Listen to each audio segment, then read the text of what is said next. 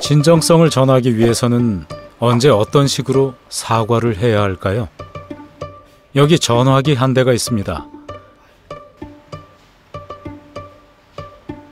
랄프라는 남성은 친구에게 전화를 하기로 약속했죠. 면접을 앞두고 있는 친구에게 중요한 정보를 알려주기로 한 것입니다.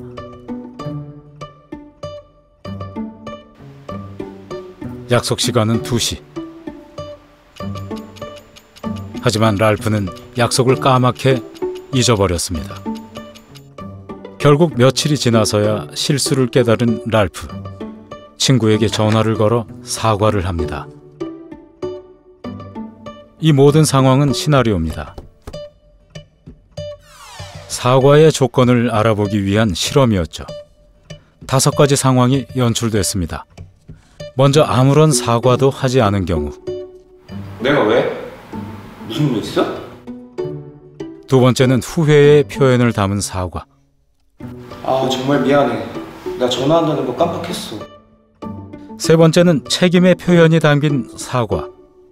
내가 잘못했어. 네 번째는 재발 방지를 약속한 사과. 진짜 다시는 이런 일 없을 거야. 마지막으로 보상을 제시하는 상황이 연출됐습니다. 내가 할 수 있는 건 뭐든지 할게. 랄프의 친구로 실험에 참가한 사람들은 실험에서 제시된 상황 중에서 재발 방지에 대한 약속과 보상이 제시됐을 때 진정성 있는 사과라고 느꼈습니다. 정말 송구스럽고 죄송하게 생각합니다. 진심으로 사과드리겠습니다. 제가 사실드립니다. 이 시간 이후 회사 경영에서 물러나고자 합니다.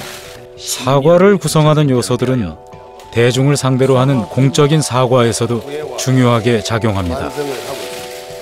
Politicians and other leaders try to get by with what are called quasi-apologies, where they say like, if I offended you, I'm sorry, or they just say, I apologize. Well, what does that mean? What are you apologizing for? Do you know what you did wrong? Do you take responsibility for it? Those are still the two key questions you have to get at with an apology. 공적인 사과가 필요한 경우 가장 먼저 대응하는 방식은 사과문입니다. 실제로 우리는 매일 인터넷이나 신문, 방송에서 수많은 사과문을 접합니다. 그런데 단순히 사과를 드린다는 표현만으로는 진정성을 느끼지 못합니다. 제대로 된 사과문에는 어떤 공식이 숨어 있었습니다. 사과문의 앞부분에는 사과의 말씀을 드린다는 식의 사과 표현을 제시하고 발생한 사건에 대해 명확하게 요점만 설명합니다. 그리고 잘못에 대해 책임을 인정하는 표현이 등장하죠. 이때 후회하고 있다는 반성을 밝히는 것도 중요합니다. 앞으로 어떻게 개선해 나가겠다는 보상, 그리고 마지막에는 용서를 구하는 표현이 등장합니다.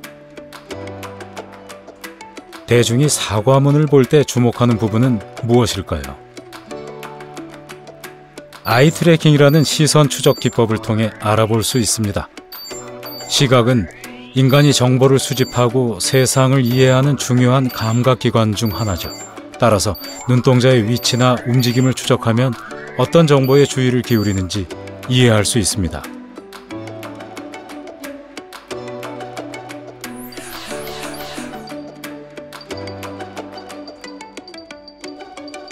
이러한 시선 추적 기법을 이용해 대중이 공개 사과문이나 대국민 사과문을 볼 때 무엇을 집중적으로 보는지, 무엇을 얼마나 더 보는지를 분석할 수 있습니다. 어떤 부분을 상대적으로 이제 먼저 보는가, 또는 이제 오래 보는가, 그 다음에 어떤 부분으로 옮겨가는가, 이렇게 이제 그 눈동자가 텍스트를 따라서 훑어내려가는 그런 그 이동의 경로, 또는 각 지점에서의 그 소비 시간, 이런 것들을 알 수가 있고요. 또 어떤 경우에는 어떤 장소를 보고 그 다음 그 위치로 갔는데 뭔가 미심쩍은 부분이 있다든지 해서 다시 그 자기가 보았던 부분으로 돌아가는 경우도 있고 그렇거든요. 이런 것들을 종합해서 어떤 부분이 지금 이 공적 사과문을 보는 대중에게 상대적으로 중요성을 가졌는가, 이런 부분들을 이제 추리해낼 수가 있는 것입니다. 우리의 기억 속에 남아있는 수많은 사과 장면들, 주변에서 쉽게 접할 수 있는 공적인 사과문들을 선정해 20대 이상의 성인을 대상으로 설문조사를 실시했습니다.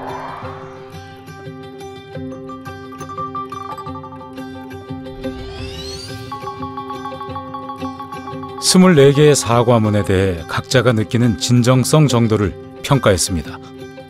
사람들이 이제 그 어떤 사과문의 진정성을 평가해야 한다면 자기가 중요하게 생각하는 부분에 자기도 모르게 시선이 먼저 가거나 오래 머물거나 할 수 있을 것입니다. 이런 데이터는 우리의 어떤 그 무의식적인 정보 처리 과정을 보여주는 것이기 때문에 별도로 설문조사나 인터뷰를 통해서 방금 읽은 사과문의 진정성이 어느 정도라고 평가가 되느냐, 이런 그 질문에 대한 응답을 따로 이제 받아본 다음에 진정성을 높게 평가한 사과문에 대해서 사람들이 이제 상대적으로 더 많이 주목한 부분이 있는가, 어떤 부분인가, 이런 것들을 확인할 수가 있겠죠. 오프라인 설문에서 진정성이 높다고 인식된 8개의 사과문으로 시선 추적 실험을 했습니다. 실험 참가자들은 사과 표현에 관한 실험이라는 것을 알지 못한 상태에서 8개의 사과문을 읽습니다. 사과문에는 미안하다는 사과 표현을 비롯해서 사건 설명, 책임 인정, 반성, 보상, 개선, 용서까지 사과를 구성하는 요소들이 담겨 있죠. 8개의 사과문을 사과 요소가 모두 들어간 사과문과 사과 요소가 하나씩 누락된 사과문, 그리고 사과 요소를 모두 갖췄지만 책임을 회피하는 표현이 들어간 사과문, 3가지로 구분했습니다.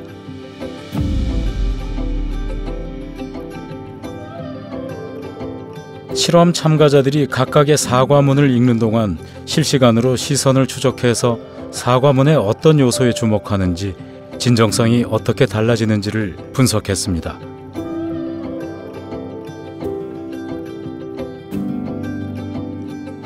사과문에 나타나는 녹색은 실험자가 응시한 시간이 짧다는 것을 뜻합니다.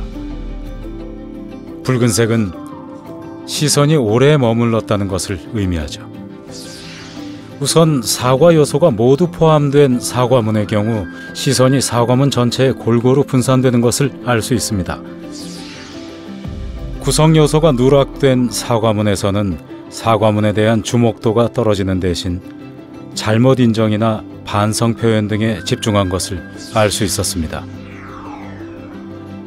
그런데 책임을 회피하는 표현이 있는 사과문에서는 해당 표현에 시선이 더 유지된 것을 알 수 있습니다. 그만큼 진정성은 기대할 수 없겠죠. 실제로 진정성에 대한 평가에서도 사과를 구성하는 요소가 모두 갖춰진 사과문에 대해서는 진정성이 매우 잘 느껴진다거나 진정성이 잘 느껴진다는 평가가 많은 것으로 나타났습니다. 반면에 책임을 회피하는 표현이 들어간 사과문에 대해서는 진정성을 느끼지 못하는 경향이 강한 것으로 나타났습니다.